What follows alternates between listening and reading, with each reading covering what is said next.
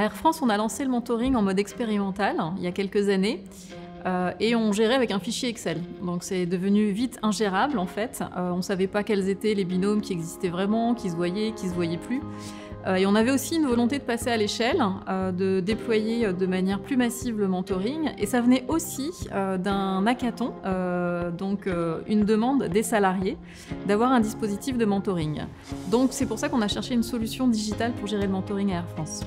Ça répondait pour nous déjà à une façon de décloisonner, c'est-à-dire faire en sorte que les gens se rencontrent. On est une grande entreprise et donc là l'idée c'est qu'il y a un mentor d'une direction qui mentore une personne d'une autre direction, donc c'était un premier point. Évidemment un dispositif de transformation managériale puisque ça change les postures et ça met finalement un manager dans une posture d'accompagnant, ce qui est un rôle un peu différent.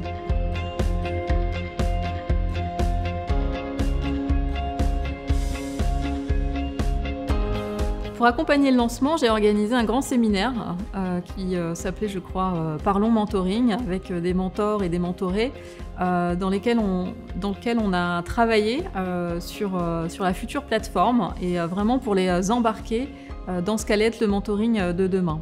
Par la suite, une fois que la plateforme nous a été livrée, on l'a évidemment communiqué assez largement. On a fait un roadshow dans les différentes équipes RH. On a fait une vidéo de lancement un peu décalée aussi, qui était assez sympa, qu'on a mis en une de la plateforme. Voilà, toutes ces actions pour faire connaître ce dispositif de mentoring.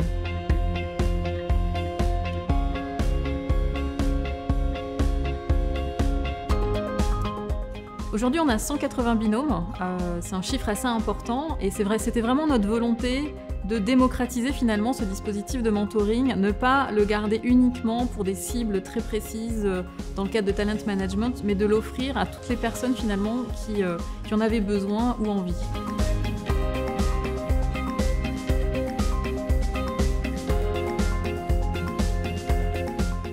En tant que responsable du développement managérial d'Air France, je pilote 4 dispositifs qui sont pour nous essentiels pour accompagner les managers. Le coaching, le co-développement, les retours d'image et le mentoring. Le mentoring est vraiment un des dispositifs phares sur lesquels on s'appuie.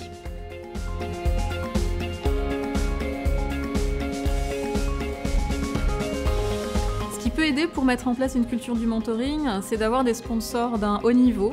Je pense à une personne chez nous qui fait partie du COMEX et qui a 4 mentorés, donc qui est vraiment dans cette culture du partage. Un autre élément, c'est la communication entre pairs, c'est-à-dire finalement que ce soit des binômes, mentors-mentorés, qui véhiculent cette culture-là en parlant de leur propre expérience. Ça marche en général très bien.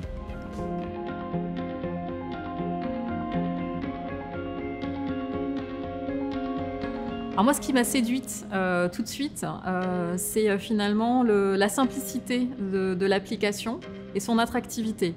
C'était vraiment moderne, dans l'air du temps, ça correspondait tout à fait à nos besoins, voire même ça allait au-delà finalement de nos besoins. Ensuite, ça a été le travail de co-construction qu'on a mené entre Air France et mon mentor, où finalement on a un peu grandi ensemble sur ce sujet, en se challengeant et en avançant du coup, en prenant finalement les contraintes de l'un, les contraintes de l'autre et les besoins aussi réciproques.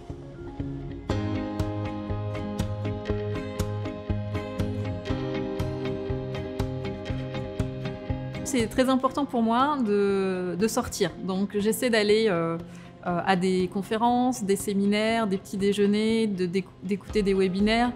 J'étais hier à une soutenance de la Web School Factory, donc tout ça pour rester un peu dans la mouvance. Et j'adore les apprentis. Voilà, je trouve que la fraîcheur des apprentis nous enrichit énormément.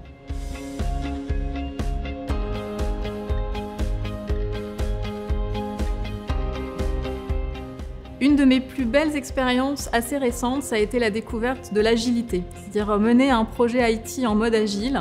Ça a été vraiment très intéressant et je pense qu'on peut adapter cette méthodologie à plein de choses en fait, à plein de projets qui ne sont pas forcément des projets IT, mais travailler sur des boucles courtes, des priorités, prioriser sans arrêt c'est quoi l'important, de quoi on a besoin, sans essayer d'aller jusqu'à un produit totalement ficelé. Je pense que c'est vraiment une belle philosophie.